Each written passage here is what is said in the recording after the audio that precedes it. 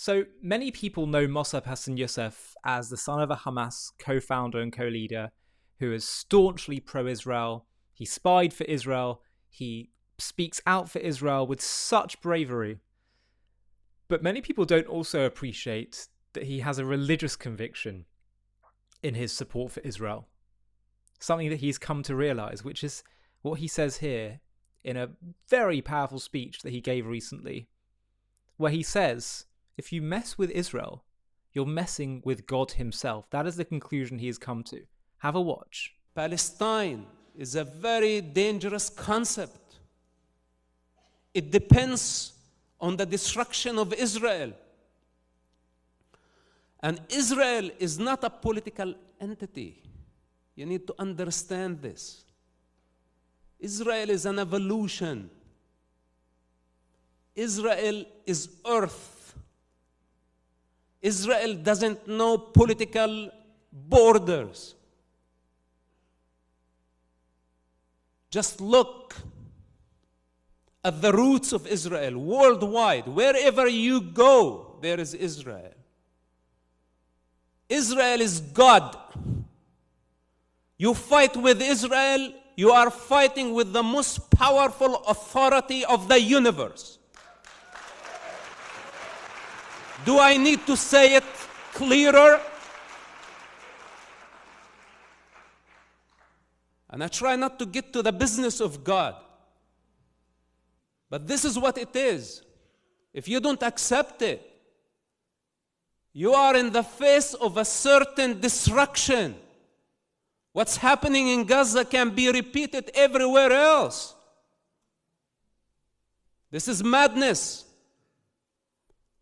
God said, take earth, go wherever you want, do whatever you want. You'll be responsible for your actions. But this small part of the land belongs to me. This small part belongs to me. And earth is vast. And it's all the same. But here, this is mine. And they choose to come for this small piece of land. Everywhere else is not enough. They have hundreds of countries. And they have the same potential. And I don't understand why they're insisting to come after Israel, to spread their hatred. It's insanity. And we have now this new league of communists.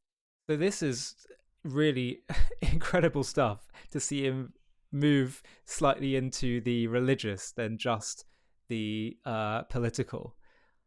He's absolutely right. And we should be absolutely clear about this.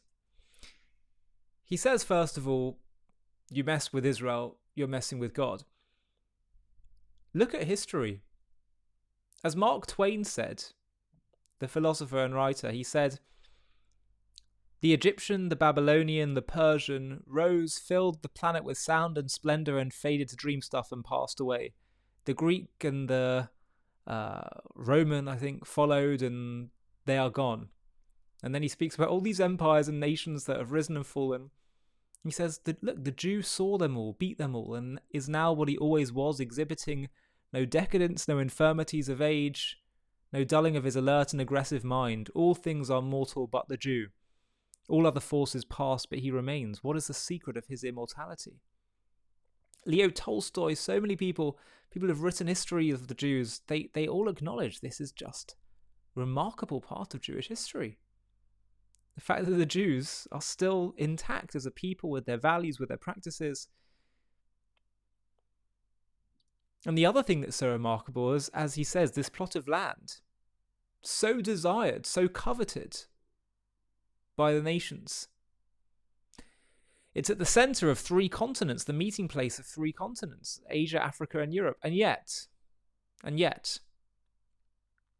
no nation has ever managed to create a sovereign state there except the Jews. Other nations and empires have conquered the territory, had it as part of their empire. But it's also remarkable as none of them managed to really build it up. It remained desolate for them. And where it gets even crazier is that The Torah itself, written thousands and thousands of years ago, says, God says to the Jews, I will exile you from the land will be desolate, and your enemies who dwell there, it will be desolate for them too. That's Leviticus 26:32. So it's saying that it's almost like a blessing even within the curse, that when you're exiled, the land's going to be desolate, but even if your enemies, it will be a blessing, because of course if it was all built up, then it'd be a lot harder for the Jews to say, okay, we want to come back.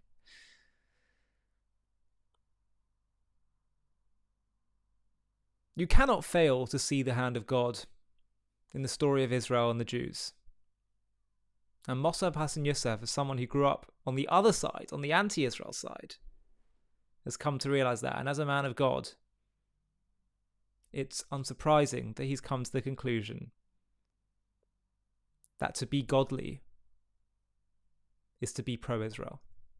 Hi, thank you so much for watching. To watch another one, click here. To stay up to date with all our content, click here to subscribe. And if you're able to, you can help support JTV to grow and grow by clicking join below this video, where you can become a member and get perks including early access to videos and private live discussions with me. But most of all, you'll be partnering with us on our mission to change the world.